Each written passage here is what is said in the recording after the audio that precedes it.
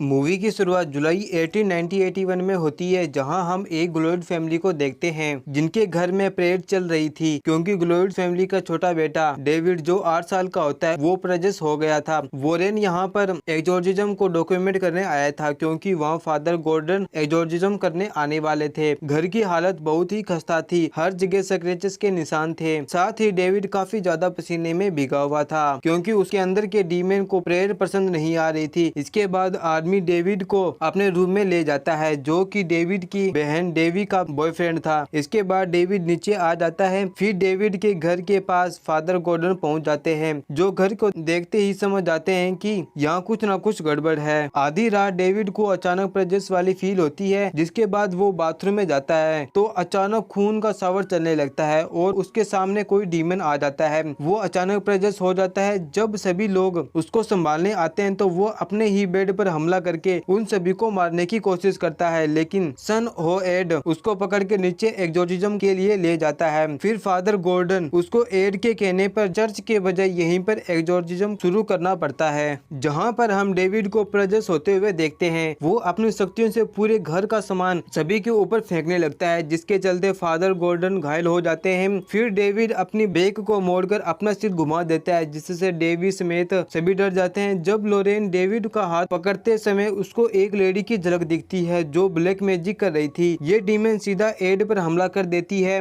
और उसके हार्ट को रोकने की कोशिश करती है। तभी आदमी वहां आ जाता है। वो कहता है कि डेविड को छोड़ दो और मुझ पर कब्जा कर लो। फिर ऐसा ही होता है। ये सब एड देख लेता है, तभी उसको हार्ट अटैक आ जाता है। फिर डेविड ठीक हो जाता है और लोरेन सीधा 911 पर कॉल करने को बोलती है। हॉस्पिटल में इन सबको पता चलता है कि एड का सीवियर अटैक आया था, जिससे उसको कुछ दिन बेड रेस्ट की जरूरत है। फिर लोरेन दिन रात जाकर एड की सेवा करती थी। साथ ही वे फादर गॉर्डन को अपनी लव स्टोरी बताती है। इसके बाद हम आर्मी और डेवी को देखते हैं, जहां ये अपने लैंडलॉर्ड ब्रोमा के यहाँ रहते थे जो इनसे किराया नहीं लिया करता था। हम क्लियरली देखते हैं कि आर्मी प्रेजेंस हो चुका था। वो डेवी से शहर में शिफ्ट होने की बात करता है। वो इसके बात को पलटकर नीचे जाने को कहती है, जहाँ पर हम ब्रोमा को पहली बार देख पाते हैं। जो लेडी लोरेन को अपने विजन में दिखाई दी थी वो आर्मी को दिखने लगती है और डराने लगती है। वो उस पर ब्लैक मैजिक करती है। एक दिन जब वो ट्री को काटने का काम कर रहा था, तभी विंडो से उसको वही लेडी दिखती है, जिससे आर्मी और वर्कर के साथ हादसा होते होते बच जाता है। आर्मी काफी ज्यादा घबरा जाता है, साथ ही वो प्रेजेंस होने लगता है। तभी ब्रोमा उसको बियर पीने के लिए घर में ले जाता है। इसी वक्त हॉस्पिटल में एड को होश आ जाता है, जिसके बाद वो लोरेन को बताता है कि डीमन गया नहीं बल्कि आर्मी को प्रेजेंस कर लिया है, जिसके चलते आज बहुत बड़ा हादसा होगा।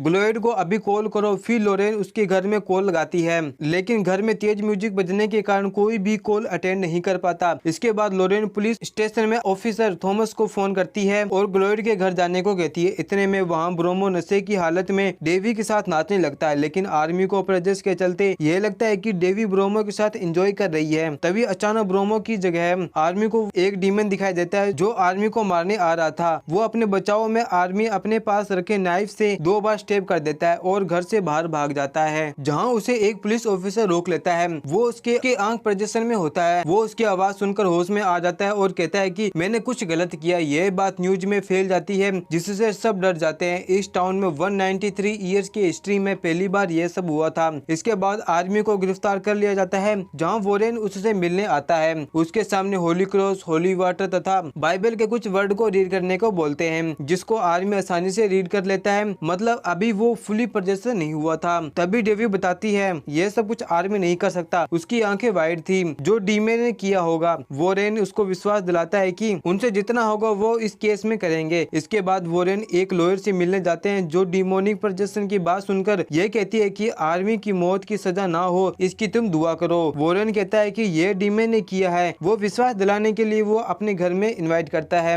वो उसको ऑफ स्क्रीन में एनेबल वॉल से मिलाते हैं, जिससे नेक्स्ट डे वो लॉयर डरते हुए बताती है कि उसको डीमन ने प्रोजेक्ट किया है। ये सुनकर कोर्ट कुछ दिन का समय दे देता है। वोरेन बहुत ही ज्यादा कंफ्यूज हो जाता है कि ये सब आखिर हुआ क्यों है। जब वो इस केस को इन्वेस्टिगेट करने के लिए पहली बार गए थे तो उस रिकॉर्डिंग को ये सुनने लगते हैं। इसके बाद हमें 5 महीने पहले का फ्लैशबैक दिखाया जाता है, जब ग्लोइड फैमिली और आर्मी ब्रोमो के घर पहली बार गए थे। आर्मी और डेवी रोमांस करने लगते हैं और डेविड एक पुल बेड पर एंजॉय करने लगता है, जहाँ पर डिमोनिक पावर उसे पकड़ लेती है और तभी यह सब शुरू हो जाता है। खैर मूवी प्रेजेंट टाइम में आ जाती है जहाँ वोरेन घर में उसी रूम में जाते हैं। उनको बेड के नीचे ब्लैक निशान दिखाई देता है। डेवी उनको अंडरग्राउंड बेसमेंट में जाने के लिए छोटा सा रास्ता दिखाती है। वहाँ लोरेन अकेले जाती है जहाँ उसको एक चीज मिलती है जिसको विचम टोटम कहते हैं, जो कर्ज देने का जरिया था, जिसको देखते सबको शौक लग जाता है। खैर फादर गॉर्डन ये बताते हैं कि इन सब के बारे में फादर क्रिस्टियन बता सकते हैं, जो 10 साल पहले उनके साथ रेम कल्ट का एक्सोर्सिज्म करने की मदद की थी। इसके बाद वोरेन सीधा फादर के पास पहुंच जाते हैं जो अकेले ही जीवन बिता रहे थे। वो उनको नीचे बेसमेंट में ले जाता है। वो रेम कल्ट से जुड़े क्लू उनको दिखाता है। साथ ही वो ये बताता है कि यह पावर पाने के लिए लोग सेटम को पूजते थे। साथ ही इस केस में उनका सब कुछ खत्म हो सकता है।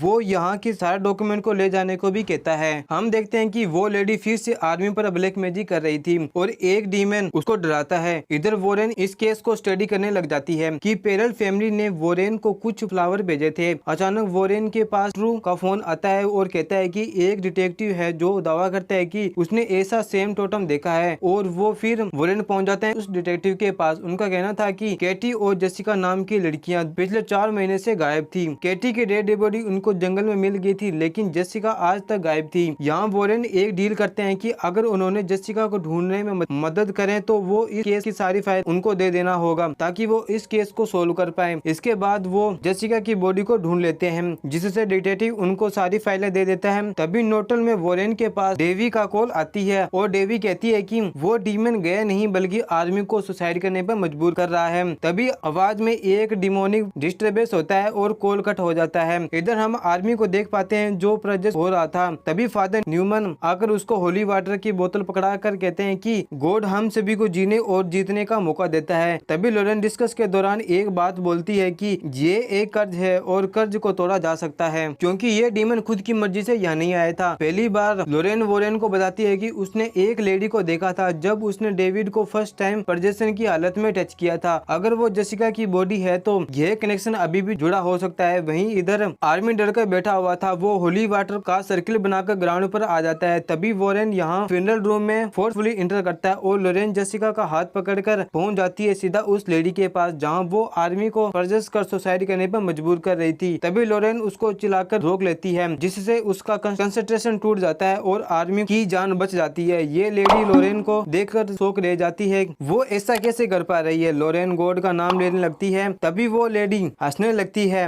ये लेडी वहाँ पर एक डेड बॉडी को परजेस करके वोरेन पर अटैक करने लगती है। तभी वोरेन लोरेन का हाथ जेसिका से हटा देता है जिससे उनका कनेक्शन टूट जाता है और वो डेड बॉडी अचानक से नीचे गिर जाती है। वोरेन वापस आ जाता है जहाँ ड्रोन ने काफी ज्यादा रिसर्च कर रखी थी। वो स्ट्रेगेरी नाम की एक किताब में उनको इस कर्ज के बारे में मिलता है। यहाँ कहा गया था कि ह्यूमन सेक्रीफाइस होगा एक मर्डर या सुसाइड के जरिए। इस कर्ज को रोकने के लिए अल्डा को खत्म करना होगा, यानी कि एक टेबल जहाँ से ये सब शुरू हुआ था। डेवी कहती है कि वो लेडी लोरेन की पावर जान चुकी है, शायद वो रुक सकती है। बट लोरेन ये बताती है कि उस लेडी की खुद की 100 रिचुअल पर डिपेंड करती है और वो नहीं रुक सकती क्योंकि उसको थोड़ी बहुत वहाँ की चीजें याद थी। तभी एड को चक्कर आ जाता है। जब उसकी आंख खुलती है तो घर में उसके सिवा और कोई नहीं होता, लेकिन उस नीचे वही लेडी मिलती है जो ये कहती है कि उन्होंने काफी कुछ पता कर लिया है लेकिन अब उनको रोकना होगा। तभी वहाँ एक डेड बॉडी एड पर अटैक करने लगती है। तभी एड उसको होली क्रॉस दिखाकर चैटिंग करने लगता है, लेकिन जब वो होश में आता है तो वह देखता है कि वो नाइफ को लेकर लोरेन को मारने जा रहा था, जिससे वो शौक रह जाता है। वो गुस्से में कहता है कि वो लेडी उनके घर में थी।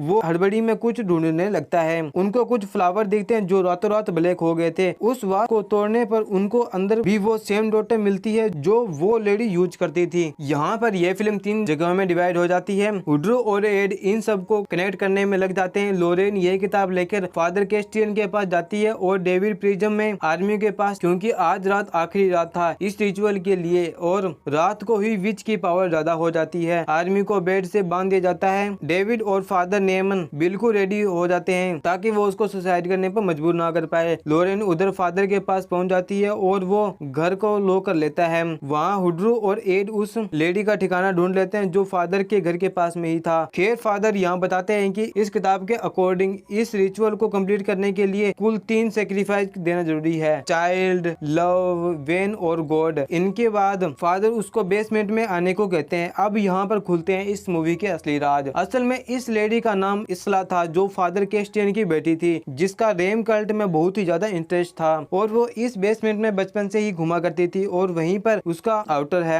एड ये समझकर लोरेन को बचाने निकल जाते हैं और हुड्रू को पुलिस भेजने को कहता है। लोरेन सीधा अंडरग्राउंड में चली जाती है और फादर को इजला मार डालती है, जिसका लोरेन महसूस कर पा रही थी। फिर लोरेन आउटर को तोड़ने की कोशिश करती है, तभी वहाँ इजला आ जाती है। वो अपनी शक्तियों से लोरेन को खुद को डबल रूप दिखाती है। एड अंडरग्राउंड में एक हथौड़े लेकर एंटर करता है। वहीं इजला और लोरेन के बीच लड़ाई हो जाती है। लोरेन एक पत्थर से मारकर भागती है, जिस पर इजला आउटर के पास जाकर रिचुअल को पूरा करने लगती है, जिससे सबसे पहले वो एड की आंखों में कुछ फूंकती है, जिससे वो प्रज्वलित हो जाता है। वहीं दूसरी तरफ आर्मी हवा में उड़कर अपने आप को मारने की कोशिश करता है। वहीं एड प्रज्वलित की हालत में लोरेन को मारने आ रहा था, लेकिन लोरेन एड को अपना प्यार याद दिलाती है, जिससे वो ठीक हो जाता है। फिर वो होश में आकर उस हथौड़े से उस आउटर को तोड़ देता है, जिस कारण आर्मी और एड दोनों ही बच जाते हैं। लेकिन अब इजला नाइफ लेकर इन दोनों को मारने आती है। तभी इजला के रूप में एक डीमन आता है, जो कि इजला की सोल को ही ले जाता है। इसके बाद वो सब अंडरग्राउंड से बाहर आते हैं। वहाँ एड की हालत खराब हो जाती है, क्योंकि उसका फिर से सांस नहीं आ रहा था, क्योंकि वो मेडिसिन लेके भी नहीं आया था। तभी लोरेन अपनी लॉकेट से सिंगल टेबलेट निकालती है और उसको दे देती है। वहाँ पर पुलिस भी आ जाती है और सब बच जाते हैं। एड इस केस से जुड़ा हुआ आर्टिफैक्ट को म्यूजियम में रख देता है और आर्मी की सजा 5 साल की रहती है, जिसके बाद वो और डेविड शादी कर लेते हैं। मूवी के एंड में एड लोरेन को एक अच्छा सा सरप्राइज देता है बाय बिल्डिंग शेल्टर, और इसी के साथ ये मूवी यहीं पर एंड हो जाती है। Thanks for watching. आपको ये मूवी कैसी लगी? मूवी अच्छी लगी तो वीडियो को लाइक, चैनल को सब्सक्राइब जरूर करें। जब तक मिलते हैं अगले वीडियो में, जब तक के लिए बाय बाय।